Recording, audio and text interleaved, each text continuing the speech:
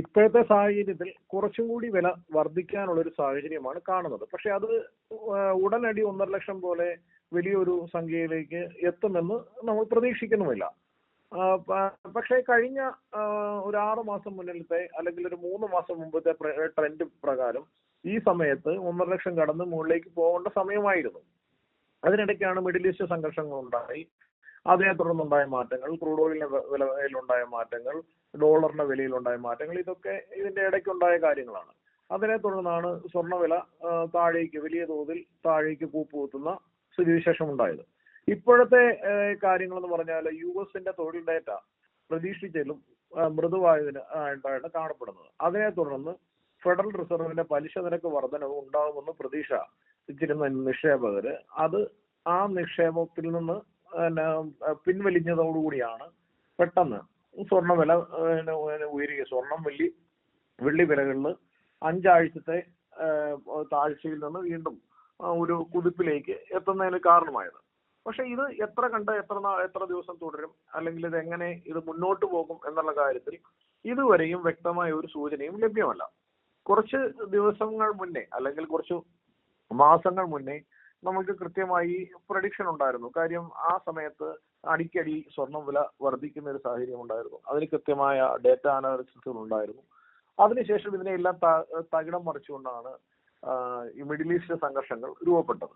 ആ middle east സംഘർഷങ്ങൾ ഇടയ്ക്ക് കരാറിലൂടെ പരിഹരിക്കപ്പെടും എന്ന സ്ഥിതിയിലേക്ക് എത്തി. കരാർ ഒപ്പിട്ട് തുടർന്ന് വിലയിൽ ചെറിയ വർധനവ് ഉണ്ടായി വരുന്നൊരു സാഹചര്യവും ഉണ്ടായിരുന്നു. പെട്ടെന്ന് വീണ്ടും സംഘർഷങ്ങൾ അവിടെ ഇവിടെ വീണ്ടും പൊട്ടിപ്പുറപ്പെടുന്ന സ്ഥിതി, പൂർണ്ണ സമാധാനമില്ലാത്ത അവസ്ഥയിലേക്ക് വരുന്നു. അങ്ങനെ ഉണ്ടായ മാറ്റങ്ങളെല്ലാം ഡോളർ കൂടുതൽ ശക്തി പ്രാപിക്കുന്നതിനും അതൊരു വലിയ നിക്ഷേപമായി ആളുകൾ സ്വീകരിക്കുന്നതിനും ഇടയായി. അങ്ങനെയാണ് സ്വർണം പോലെയുള്ള ലോഹങ്ങളിലുള്ള നിക്ഷേപങ്ങളെ ആളുകൾ കൈവിടുകയും ഡോളറിലേക്കൊക്കെ നിക്ഷേപം പോവുകയും അതുപോലെ തന്നെ ക്രൂഡ് ഓയിലിന് വലിയ തോതിൽ വിലവർധന ഉണ്ടായപ്പോൾ അതിലേക്ക് ഡിമാൻഡ് ചേഞ്ച് ആകുന്ന ഒരു പ്രവണത രൂപപ്പെട്ടു. ഇതൊക്കെയാണ് സ്വർണ്ണവിലയിൽ അങ്ങനെ ഈ ഏറ്റക്കുറച്ചിൽ ഉണ്ടാവുന്നതിന് കാരണമായത്.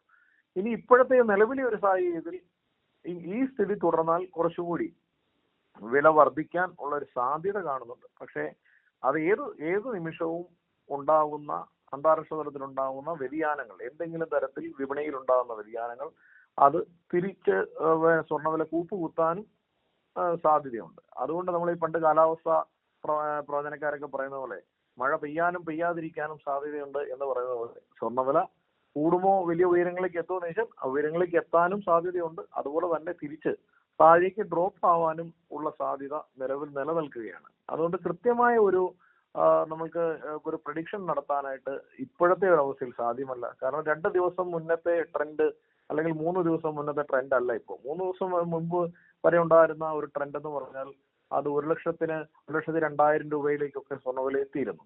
അത് ഒരു പക്ഷേ 1,00,000 താഴേക്ക് പതിച്ച് ഒരു 90 മുകളിലായിട്ട് നിൽക്കും എന്നൊക്കെ ചിന്തിച്ചിരിക്കുമ്പോഴാണ് തിരിച്ച് വീണ്ടും വില കയറുന്ന ഒരു സാഹചര്യവും നമ്മൾ കണ്ടത്. അപ്പോൾ ഇതെല്ലാം കൂടി നോക്കി കാണുമ്പോൾ നമുക്ക് കൃത്യമായ ഒരു പ്രവചനം അസാധ്യമാണ്. പക്ഷെ ഇപ്പോഴത്തെ ഒരു സാഹചര്യത്തിൽ കുറച്ചും കൂടി കൂടുന്ന ഒരു ട്രെൻഡ് ഉണ്ട്. അതിനുശേഷം വീണ്ടും ഇങ്ങനെ ഈ അന്താരാഷ്ട്ര തലത്തിലുണ്ടാകുന്ന വ്യതിയാനങ്ങളെ ആശ്രയിച്ചായിരിക്കും പിന്നീട് സ്വർണ്ണവിലയുടെ മുകളിലേക്കോ താഴേക്കോ ഉള്ള സഞ്ചാരങ്ങൾ. അതെ, നിലവിൽ ഈ കഴിഞ്ഞ മാസം ഒക്കെ വലിയൊരു ചാഞ്ചാട്ടമാണല്ലോ ഈ സ്വർണ്ണവിലയിൽ ഉണ്ടായിരുന്നത്. അപ്പൊ ആ ഒരു സമയത്തൊക്കെ അഡ്വാൻസ് ബുക്കിങ്ങിനായി ജ്വല്ലറികളിലേക്ക് എത്തുന്നവരുടെ എണ്ണത്തിൽ കൂടുതൽ ഉണ്ടായിട്ടുണ്ടോ? കാരണം 1,02,000 രൂപയിലേക്ക് വരെ സ്വർണത്തിന്റെ വില എത്തിയതല്ലേ. ഈ അഡ്വാൻസ് ബുക്കിങ്ങിനെ സംബന്ധിച്ച് പറയുമ്പോൾ ഇത് ശരിക്കും ഒരു ജ്വല്ലറികൾക്ക് ഒരു ബിസിനസ് വർദ്ധിപ്പിക്കാനായിട്ട് അവർ ചെയ്യുന്ന ഒരു സ്ഥിതിയാണ്. വലിയ ജ്വല്ലറിക്കാരാണ് അതിന് വലിയ കൂടുതൽ പ്രൊമോഷൻ കൊടുക്കുന്നത്. പക്ഷെ അതേസമയം സാധാരണക്കാരെ ചെറുകിട ഇടത്തരം ജ്വല്ലറികളെ സംബന്ധിച്ച് അതൊരു വലിയ പ്രശ്നവും കൂടിയാണ്. കാരണം ഈ വില കുറഞ്ഞുകൊണ്ടിരിക്കുമ്പോൾ ആളുകൾ കൊണ്ടുപോയി 10%, ഇപ്പോൾ വലിയ ജ്വല്ലറിക്കാരൊക്കെ പരസ്യം ചെയ്ത് 10% വില അടച്ചാൽ മതി, ബാക്കി ഇത്ര മാസത്തേക്ക് ഇത്ര രൂപ അടച്ചാൽ സ്വർണം കൊടുക്കാമെന്നൊക്കെയാണ്. പക്ഷെ ഇതാരും ആ സമയത്ത് ഇതിന്റെ പണിക്കൂലിയെ സംബന്ധിച്ച് ഒന്നും കൃത്യമായി രേഖപ്പെടുത്താറില്ല. അവസാനം മേടിക്കാൻ വരുമ്പോൾ ഈ വിലയുടെ വ്യതിയാനം അനുസരിച്ച് ആ പണിക്കൂലിയിലും ഒക്കെ വ്യതിയാനങ്ങൾ വരുത്തുന്ന ഒരു സ്ഥിതിവിശേഷം ഇതിനകത്തുണ്ട്. അങ്ങനെയൊക്കെ ജ്വല്ലറികൾക്ക് ഈ വിലയിലുണ്ടാകുന്ന വർദ്ധിക്കുകയാണെങ്കിൽ അതിലുണ്ടാകുന്ന നഷ്ടമൊക്കെ നികത്തിയെടുക്കാൻ സാധിക്കുള്ളൂ.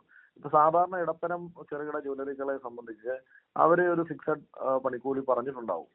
ആ പറഞ്ഞ കാര്യങ്ങൾ കൃത്യമായി ബോധ്യപ്പെട്ടു പോകുന്ന കസ്റ്റമേഴ്സിനെ സംബന്ധിച്ച് അവര് ആ സമയത്ത് വരുമ്പോൾ ഇങ്ങനെ ഇതിന് ഇത്ര രൂപ പണിക്കൂലിയിൽ വ്യത്യാസം വരും അല്ലെ അങ്ങനെ എന്തെങ്കിലും തരത്തിൽ ഇത് കണ്ടു കഴിഞ്ഞാൽ ഈ കസ്റ്റമേഴ്സ് ഇവരോട് കലഹിക്കാനും ഇവരോട് ആ ബിസിനസ് ഡ്രോപ്പ് ചെയ്യത്തക്ക രീതിയിൽ അല്ലെ പിന്നീട് ആ ബിസിനസ് നടക്കാത്ത ഒരു സ്ഥിതിവിശേഷം ഉണ്ടാകുന്ന ഒരു സാഹചര്യം ചെറുകിടക്കാർ ഫേസ് ചെയ്യുന്നുണ്ട്. അതുകൊണ്ട് ചെറുകിട ജ്വല്ലറികൾ അധികം ഈ അഡ്വാൻസ് ബുക്കിങ്ങിനെ പ്രൊമോട്ട് ചെയ്യുന്നില്ല. പക്ഷേ ഈ പറയുന്ന സമയത്ത് വിലയിൽ വ്യതിയാനങ്ങൾ ഉണ്ടായപ്പോൾ വലിയ തോതിലുള്ള അഡ്വാൻസ് ബുക്കിംഗ് വൻകിട ജ്വല്ലറി ഗ്രൂപ്പുകളുടെ ഇടയിൽ അത് ഉണ്ടായിട്ടുണ്ട്. അത് പക്ഷെ ഇനിയിപ്പോ വില ഇങ്ങനെ കുതിച്ചു കയറുന്ന ഒരു സ്ഥിതിവിശേഷം ഉണ്ടായാൽ അത് ബുക്ക് ചെയ്ത കസ്റ്റമറെ സംബന്ധിച്ച് നേട്ടം ഉണ്ടാവാനേ സാധ്യതയുള്ളൂ. പക്ഷെ ജ്വല്ലറികളെ സംബന്ധിച്ച് അതൊരു ബാധ്യതയായി മാറും. പിന്നെ ആ ബാധ്യതകളെ വൻകിടക്കാരൊക്കെ പരിഹരിക്കുന്നത് അതിനനുസരിച്ച് ഉള്ള പണിക്കൂലിയിലൊക്കെ വർധനവ് വരുത്തിക്കൊണ്ട് സ്വർണ്ണവില അന്നത്തെ സ്വർണ്ണവിലയിലെ നൽകാൻ സാധിക്കും. പണിക്കൂലിയിലൊക്കെ അവർ അതിന്റെ കൃത്യമായ വേരിയേഷൻസ് ഒക്കെ വരുത്തിയൊക്കെ അത് മാനേജ് ചെയ്തെടുക്കാനായിട്ട് സാധിക്കും എന്നുള്ളതാണ് അതിനകത്തെ ഒരു കാര്യം. ഏറ്റവും പുതിയ വാർത്തകളും വിശേഷങ്ങളും വിരൽത്തുമ്പിലറിയാൻ സീ മലയാളം ന്യൂസ് എല്ലാ ഡിജിറ്റൽ പ്ലാറ്റ്ഫോമുകളിലും ലഭ്യം.